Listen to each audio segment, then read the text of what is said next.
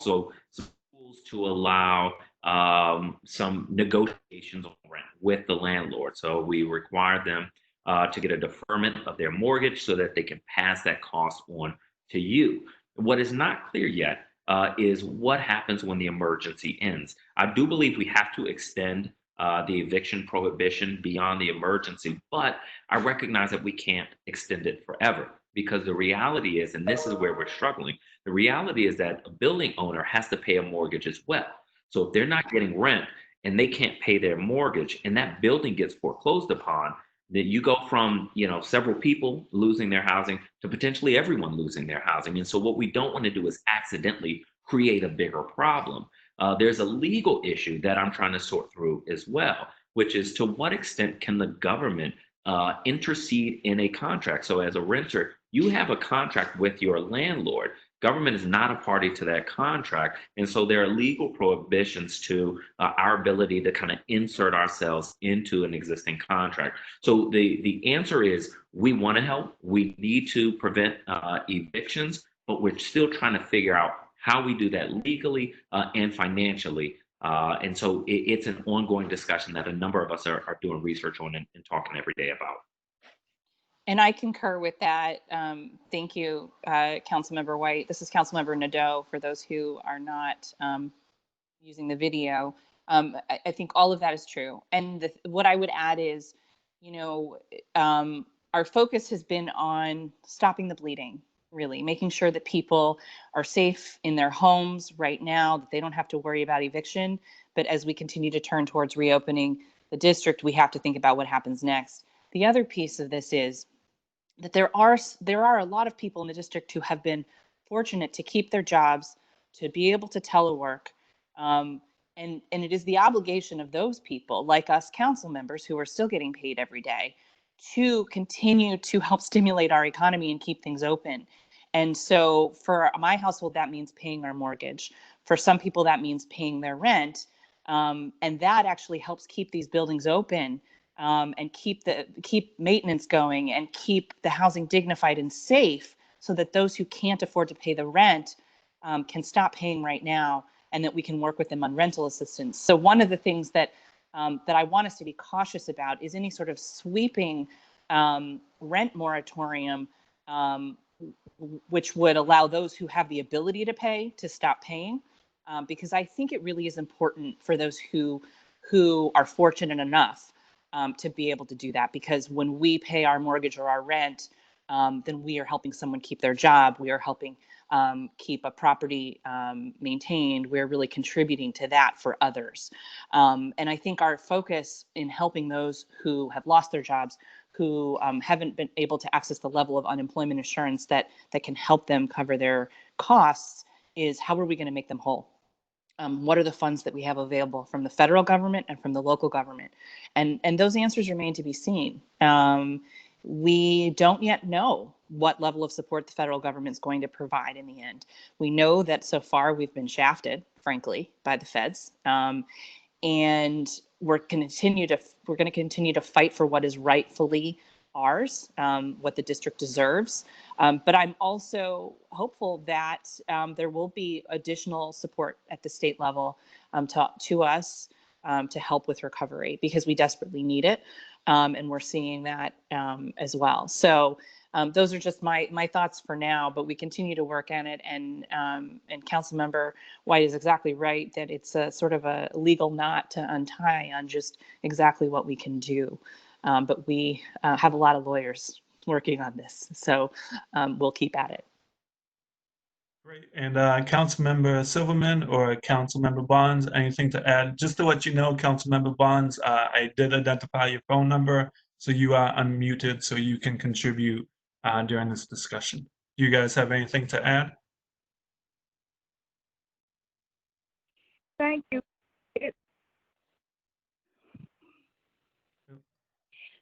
You both spoke at the exact same time. Can you hear me? Because yes, Councilmember Bonds, we can hear you. To start, okay, all right. Well, I guess the only point that I would like to make is that this issue is so prevalent in the minds of many of our tenants that I am looking for a way to extend the rent freeze a little bit longer, because I think when I say longer, I'm thinking now that we are talking about the health emergency extending possibly for another 2 months. And so the goal is during the health emergency that we will freeze evictions, foreclosures, that we also are freezing the rent increase, just the rent increase. Yes, it gives a benefit to everyone, but the goal is to try as quickly as possible to make our city whole. Making sure that individuals have the opportunity to continue to live in the city and not be affected by the health emergency is the number one goal. Then secondly is, yes, to look at what happens in the rental market and how do we get the tenants in a situation where the rents gradually will begin to go down. We believe that according to all of the economic studies, but we're not there yet.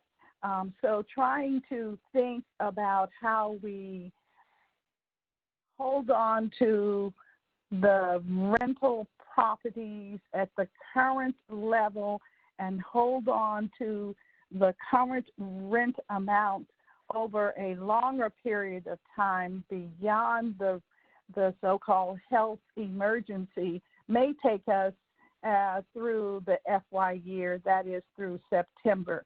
That is the desire, and then we move to the next level. But know that in doing that, we are, as Councilmember White indicated, we are treading on contract arrangements, and I'm not sure that we will be in good standing. All of us should then anticipate that the owners of the properties will indicate loud and clear that they too have a mortgage. And where do the dollars come from? And you and I know that the dollars that we would be able to engage as a government are your dollars, taxpayer dollars. And so how do we do that and at the same time be in an economic downturn, which is what we are faced with through the rest of this FY year and into the new year starting October 1 with FY 2021.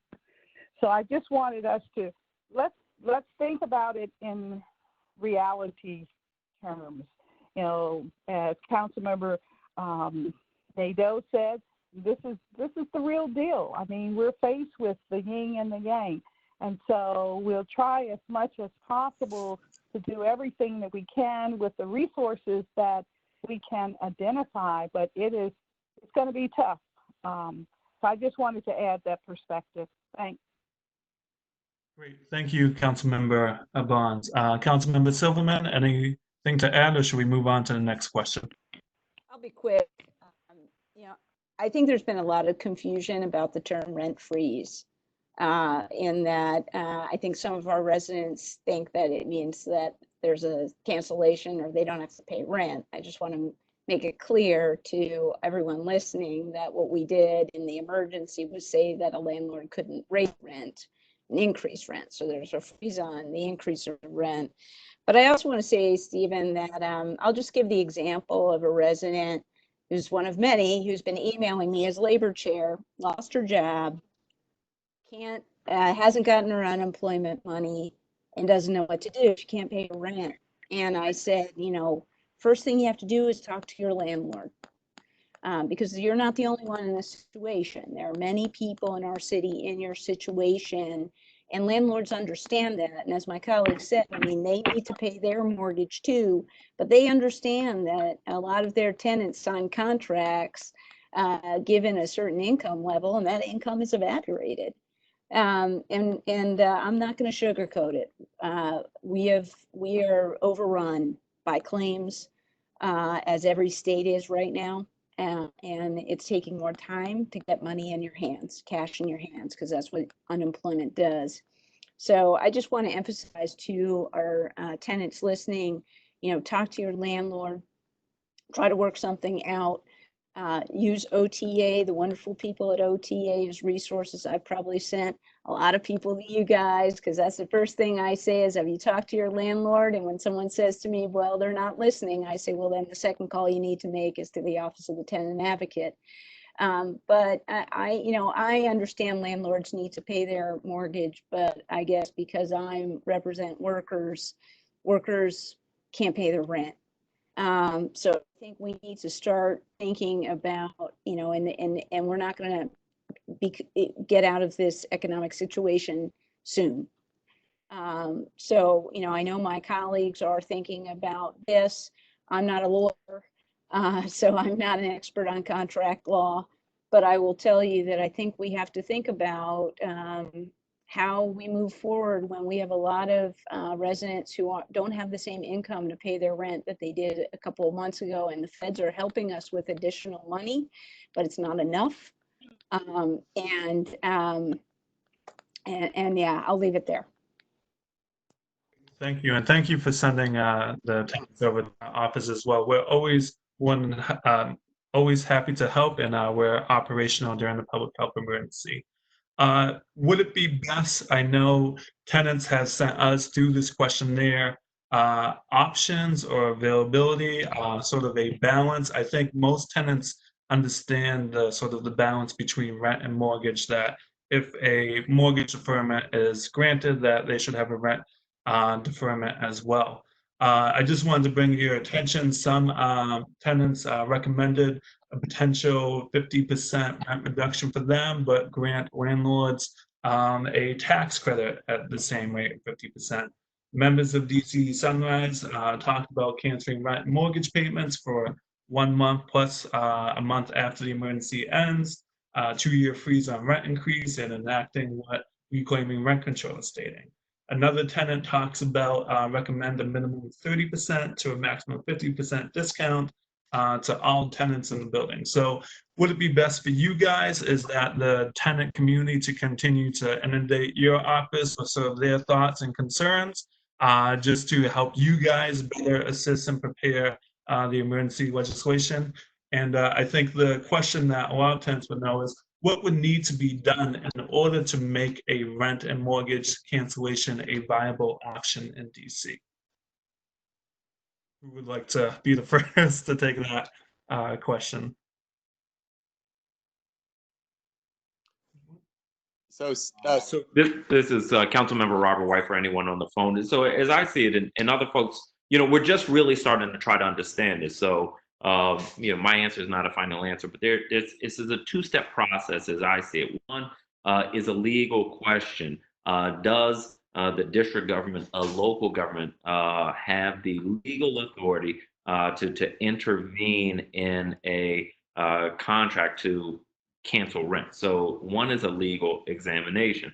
If we do have the authority, then what we have to understand are two financial things. Can the district afford to help? Because remember, unlike the federal government, we can't print money. So the anti-deficiency clause prevents us from spending money that we don't have. As you might guess, our revenues are lower because people aren't out spending money. People aren't making money, so we're not taxing as much income. So can we afford to help? And if we did intervene, what impact would that have on the district? So it really is just a multi-step evaluation. And where we are, at least where I am, I assume other people are as well, is in the process of evaluating this option. What is not lost on me or anyone else is how real this issue is. So I know why people are asking to cancel rent, because they can't afford to pay rent. So that's not lost on me. I don't think it's lost on any official in the district. But I am in the process of analyzing that. I assume other officials, I know for a fact, other officials are as well. Great, thank you. Anyone else? Joel, did you have something to add? No, I was going to try to. There was such a pregnant pause there. I was going to get the council members off the hook and say that, first of all, thanks to the council members and their staff and all the stakeholders and advocates. This has been a really vigorous, very productive conversation since the beginning of the emergency, and it's certainly ongoing. We're having a lot of dialogues in all directions, and a lot of those are very good points. And believe me, Chairperson Bonds and the committee and the council, they're listening. So there'll be subsequent emergency measures. I anticipate. I think everybody anticipates, and we'll be continuing that dialogue. Great. Thank you, Joel. If anyone doesn't have anything to add, we'll go on to the next question. And this will be for our General Counsel, Dennis Taylor. We did receive some questions on if payment of rent. If tenants have the capability to pay rent, should they pay rent for May? Dennis, would you like to answer that question, please? Yes, we cannot advise you on whether you should pay your rent. Although if you're able to do so, continuing to pay your rent will safeguard you from any potential legal action in the future.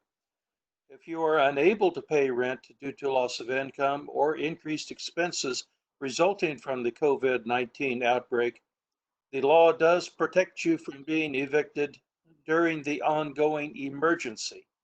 However, housing providers still have the option of filing eviction cases during the public health emergency.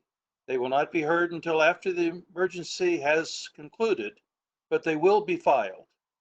Feel free to call OTA to discuss your case in further detail. Thank you, Dennis. And we'll have the OTA hotline put in the chat section just so everyone has that. It's 202-719-6560. Next question is for Joel. Are you aware of any resources available for reduction of rent while being laid off or furloughed? In reviewing that question before the meeting, the first thing I thought of is your landlord is actually a resource. So like the council members who, when they were discussing the rent increase freeze, discussed very, very well on the dais, talk to your landlord, because we're not going to be able through just policy to solve all situations. But this begins really with everybody communicating with each other. There are multiple reasons to talk to your landlord first and to tell them that you're having a hardship paying the rent. Number one is that landlords, this is a tough market. Landlords are going to want to keep good tenants. And if you started that dialogue, there's the possibility of a rental payment plan. If there's also the situation where the owner has qualified, a lot of landlords are having a tough time paying the mortgage. And if they've qualified for the mortgage relief in the last Emergency Act, then as we're discussing, those tenants who have notified their landlord are going to qualify for rent relief as well. So that's I'm going to put landlords in the category of a resource for tenants to talk to. Council member Nadeau has already discussed what the mayor announced yesterday, which is a further rental assistance program. So ERAP is funding is often very limited. I'm not sure what the status of the funding is right now in the DHS program. The new rental assistance program, I believe to be run through DHCD, is going to be funded with $1.5 million. So that is a resource that eligible tenants are going to be able to tap into, and that's certainly welcome. And I would say those are the three top ones that come to mind. Great, thank you, Joe. And in regards to ERAP, a question did come in for the council members on whether they will be discussing or passing legislation at the May 5th legislative hearing or meeting to expand and increase the funding on ERAP. Does the council members have any comments on extending and expanding ERAP assistance, and is that a focus at next week's meeting? I think that is something, this is Councilmember Nadeau, I think that is something that we will be looking at it through the budget process. We do not have the ability to allocate additional funds when we are using emergency legislation. What we can continue to do is advocate to the mayor that funds be made available. We have been regularly raising this concern and have been informed that ERAP funds have not been exhausted yet. And that's the good news. And I see, I think Beth just chimed in the chat box down here to say providers are still working with tenants on ERAP now. So if that is a need that you have, please reach out to one of our partners that helps distribute ERAP. One of the things that I have been advocating for, however, is a more streamlined process for ERAP. And now that we're going to also have DHCD dollars involved in rental assistance, we do need to look very carefully at how these programs are administered. My hope is that it's through a memorandum of understanding to DHS so that there is still one stop. But I think that even the existing program we have, you know, folks should be able to call one place and get the next available appointment rather than having to call each agency for assistance. And so we need to keep making that system work better for people. But I have no doubt that the funds that are in this current fiscal year budget will be exhausted. I also have no doubt that 1.5 million is not going to meet the need. We already know that the need is greater, that was on a regular need basis is greater than what is in the ERAP pot every year. It runs out every year.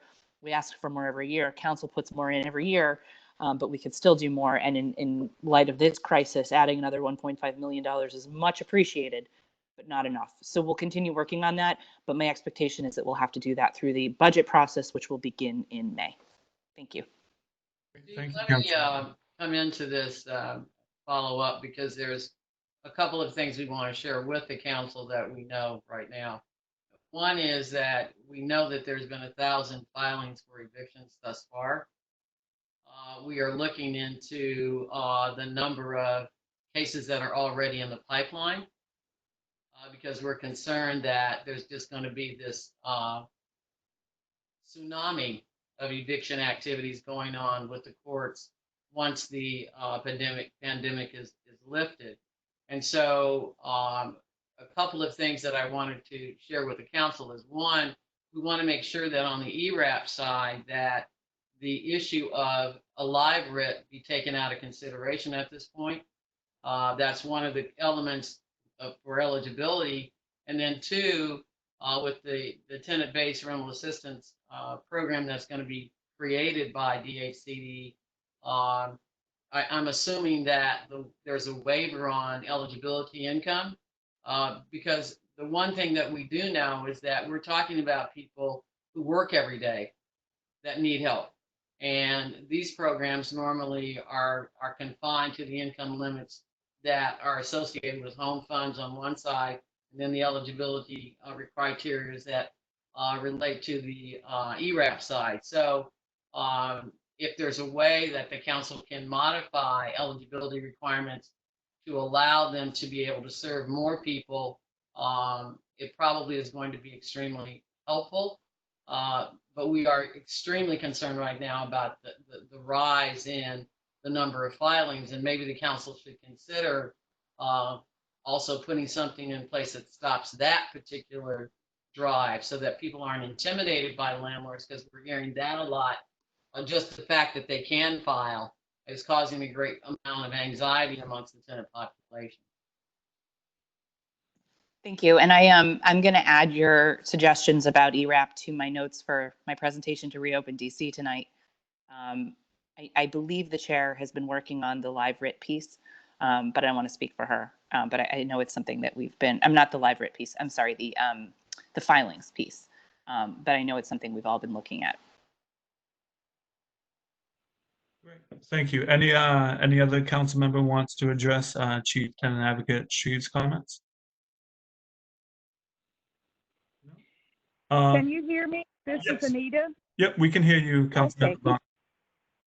All right. Okay. Yes, I just wanted to add that I have begun conversations with the DHCD as to how we will utilize the 1.5 million and hopefully how we'll use some other funds that will be made available, particularly to address our low income households that are finding it very difficult to make ends meet, and those incomes that pretty much are non-existent, or we're finding that it's difficult, like for instance, our undocumented households.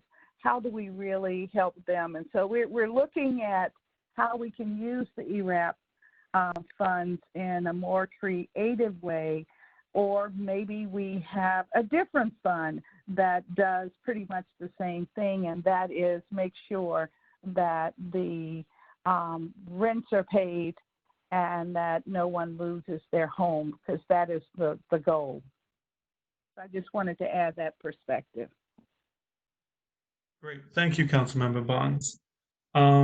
So moving forward, we know we have 15 minutes left, and I think there's two areas of focus. One, Chief Tenant Advocate Shreve brought to the attention is that landlords are still able to file eviction cases. They're not being scheduled, not yet, and we're concerned of the onslaught. And so a lot of tenants pose the question is, what is the Housing Committee doing to put a temporary hold on new eviction cases filings now during the public health emergency and after when the public health emergency ends?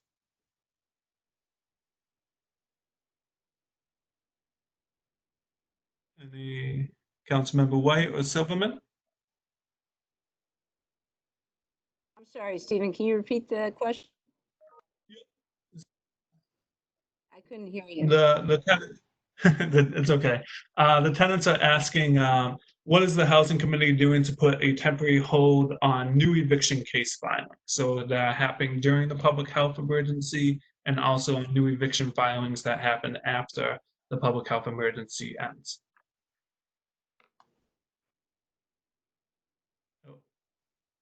So I think this is a concern. I would defer to our chair, Councilwoman Bonds. I'm not familiar, certainly this is a concern of the committee. And as Director Shreve said, the outcome we don't want is for these filings to continue to happen and there to be a tsunami of cases once the public health emergency ends. So I know Councilmember Bonds and the Housing Committee staff are probably thinking about this, and they could probably shed more light on what the Housing Committee's thoughts are.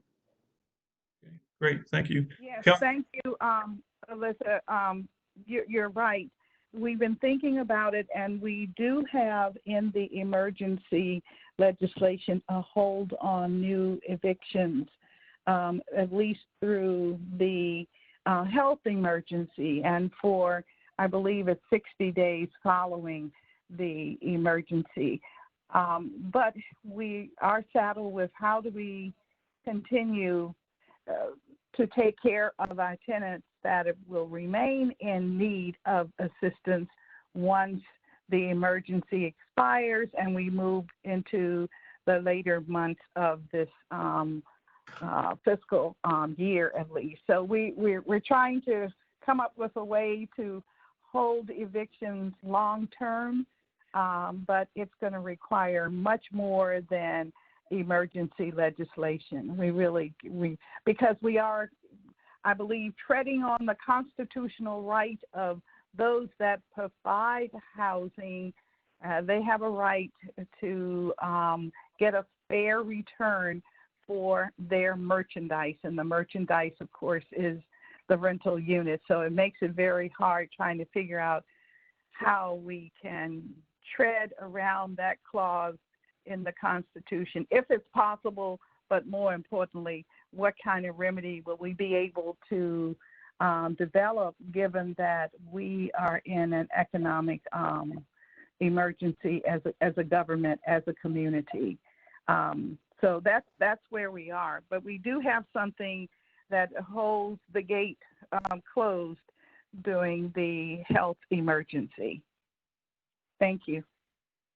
As the council, if I may ask a question of the city council, has the council looked at, are they following the Omar bill on the Hill, as well as most recently Maxine Waters' bill, which provides a relief fund that both renters as well as housing providers can go to should they be able to pass the bills. Now, the bills may not get passed, but the feds are looking at the same question, and hopefully, if they are able to succeed, it does appear that there is some opposition from the GOP side.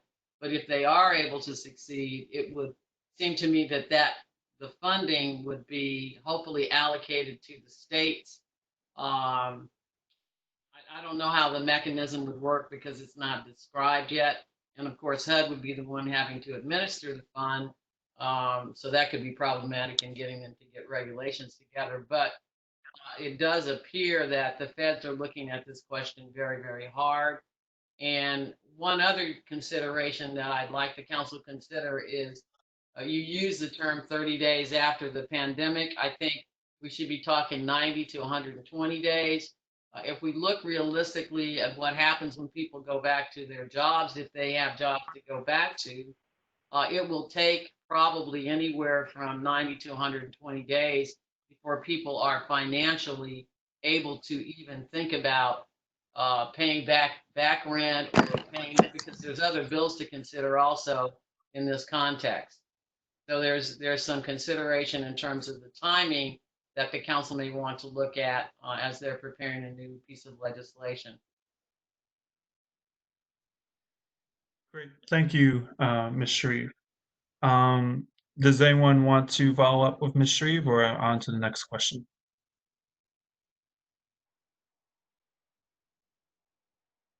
Between this and a press conference with local legislators, that's with Representative Omar, that's happening right now. I am part of a group of local legislators around the country, what I call our peer cities, so Seattle, Austin, New York City, and so forth, and they're having a press conference right now. And I'm a member of the Housing Committee as part of this group, which is called Local Progress, and they are having a press conference with Representative Omar right now about her support for her bill. So I think we are following that.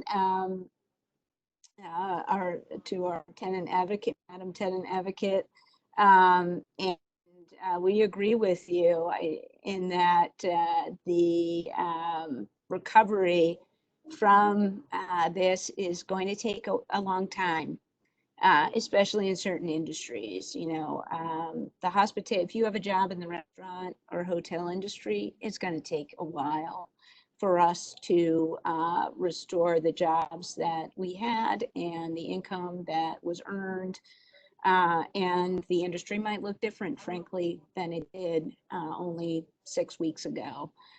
So I think you make some very sensible suggestions and recommendations to us, and that we're going to need, and our tenants are going to need a long time frame in order to, if they get forbearance, to be able to pay back, because I think it's a metaphor that's maybe been a little bit overused, but we're not going to turn a light switch on and everything's going to go back to normal. It's going to take a while. Great, thank you. Anyone else, Councilmember Bonds, or are we good to go to move on to the next question? So we'll move on. I just want to add that I'm very familiar with the Congresswoman Waters, Maxine's bill, and I believe if anyone can get it through Congress, she will. And so I'm very much staying tuned, and I guess everyone else should, as to what happens on the Hill. We really need the assistance of the federal government here in the district. We've done well as individuals, but you and I know that the way we have our government and the expenditures we're able to make, that they are primarily derived from the individuals who live here. We do not have a crop or industry, and therefore the money that is made is really, and that goes into our revenue general fund, is monies that come from each of us. And so what we can spend is what we have. But the federal government, and by the way, we are one of those, I want to say states so bad because we want to be a state so very bad, but we're one of those entities that contributes to other states. So we're a giver as opposed to a taker. And if any of you have followed some of the dialogue on the channels where Governor Cuomo from New York speaks very pointedly to the government of Kentucky and reminds them that, we're a giver and you, Kentucky, are a taker. Well, DC is also a giver. And we need to remember that and try our very best to get what is due the people of the District of Columbia. So I'll close on that, and thanks very much, Ms. Shreves, for putting that perspective out, and I'm sure we'll all be watching to see what happens in that committee and then how it moves forward and becomes law, because we need it. Great. Thank you, Councilmember Bonds. We got 5 minutes left. I do want to respect everyone's time. There have been a couple of questions posed, both in the comment section and during the registration process, on rent control as an option to limit or protect tenants in DC, especially with rent control being up for renewal this year. Does the DC Housing Committee intend to strengthen and expand the rent controls during this time period to further protect tenants?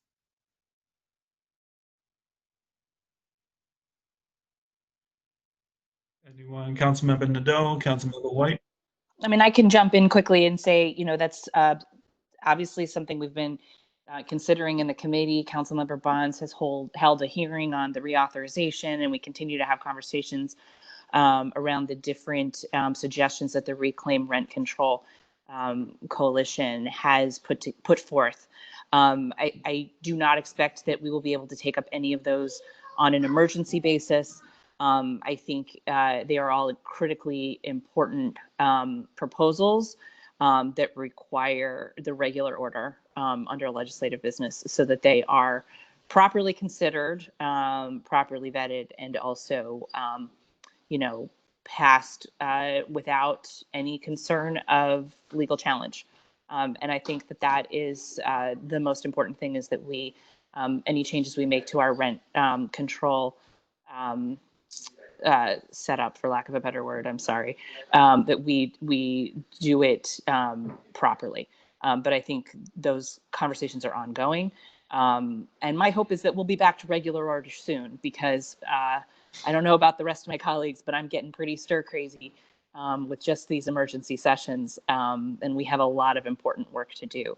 So look forward to continuing working alongside all of the advocates who've been pressing for these reforms, and with the tenants that they serve. Thank you. Great, thank you. Anyone else want to add anything? Get Beth Harrison in there, would you? Sure, Beth. Yeah. Beth has been working a great deal on these issues and probably has a few comments to make before we close out today. Thank you. Well, we've been actively working with council offices over the past few days to get the pause on eviction filings. We appreciate the support of the Housing Committee members on that, and we really do look forward to continuing to work with the council on the financial pieces here. And emergency rental assistance is certainly going to be part of the solution. I just echo the comments that 1.5 million is not going to be enough. I was trying to find our hotline number just to tell tenants, and I'm sorry, I still don't have it memorized, which is terrible. but I put it in the comments. But we are running a tenant hotline, and tenants should definitely feel free to give us a call. It rings to a number of attorneys' lines all at once. And of course, contact OTA as well. And including what we do is we have somebody call the ERAP providers monthly. I definitely agree with Councilmember Nadeau's comments that a more streamlined process would be very helpful, because what we do is we actually take the time each month to have somebody call. And we have a chart of all the providers when they're taking applications, what their current process is, so we can provide that to tenants if they contact us.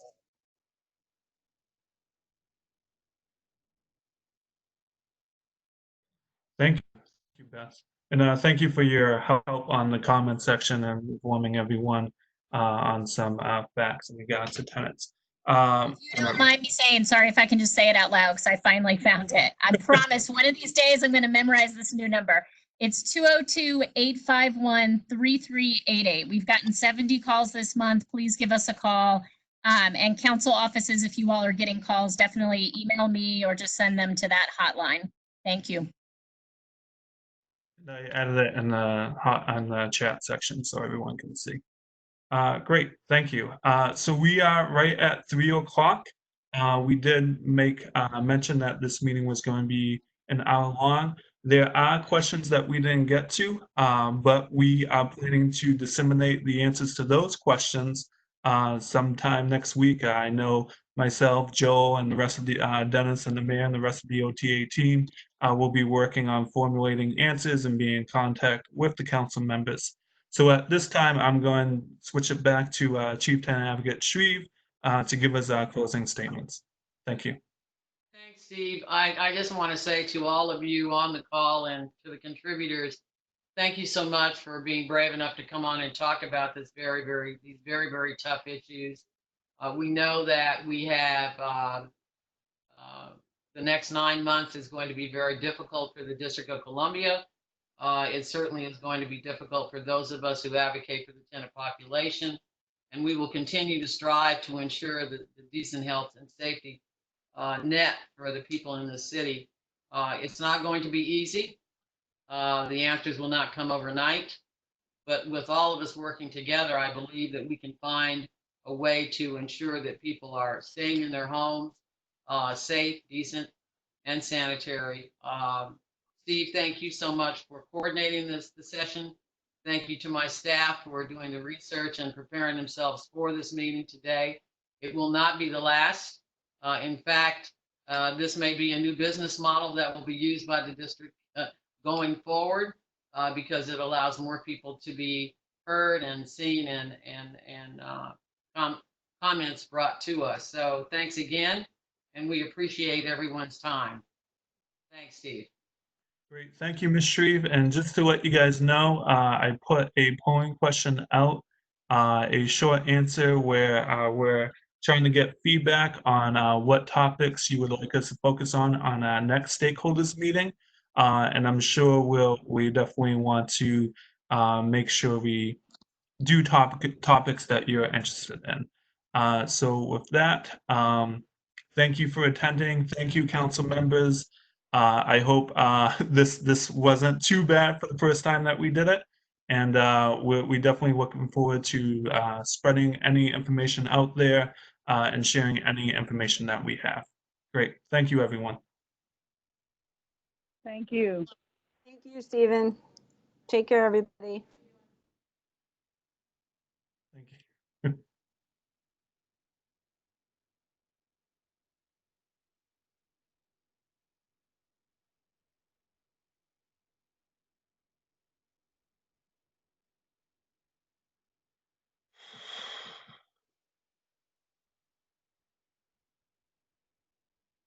How do you think it went, Stephen? Stressful. I thought it was great. Job, Stephen. It was when I couldn't find any of the Bond's number. I was like, oh my goodness. You did a great job. You were a wonderful host. Thank you. Thank you. MC or whatever you were. All titles. And thank you for your help. I saw answering some attendance questions, so I appreciate that. Oh, of course. Really well, Steve. Thanks. Great. Thank you.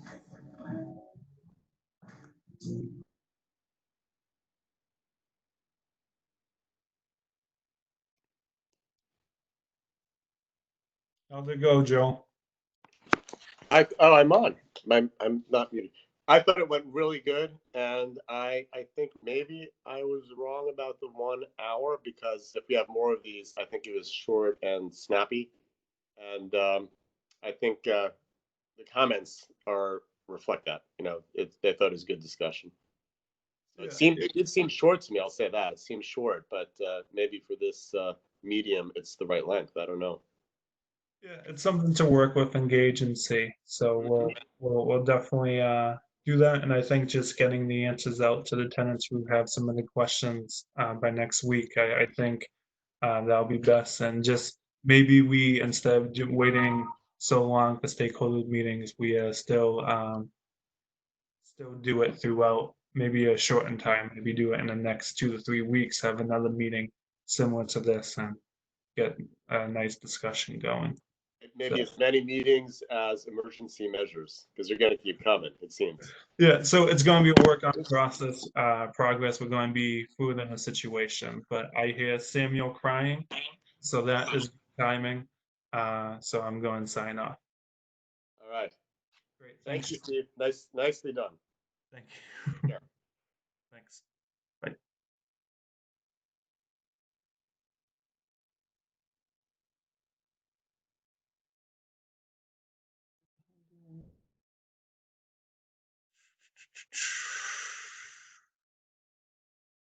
Steve. Hey, Nayana, how are you? Good. You did amazing. Oh, thank you. Yeah. I Yeah. was just traveling, so that's why I had to put it on mute and stuff. But you did amazing, and I'm happy that you're safe and stuff. And thank you for sending me that link. You're welcome. I apologize I didn't get it to you sooner. It's okay as long as I got on there. I got some good information that people have been asking me about as well. So I was able to get some answers answered. Well, some questions answered.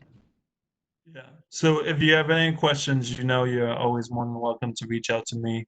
It may take a day or two for me to get back, but I'll do my best. Okay, and if you need any help, just let me know. You can hit me via email, text message, call me, whatever. Great. I appreciate that, Nayana. Okay. Thank you. Stay Have a safe. good one. You too. Bye.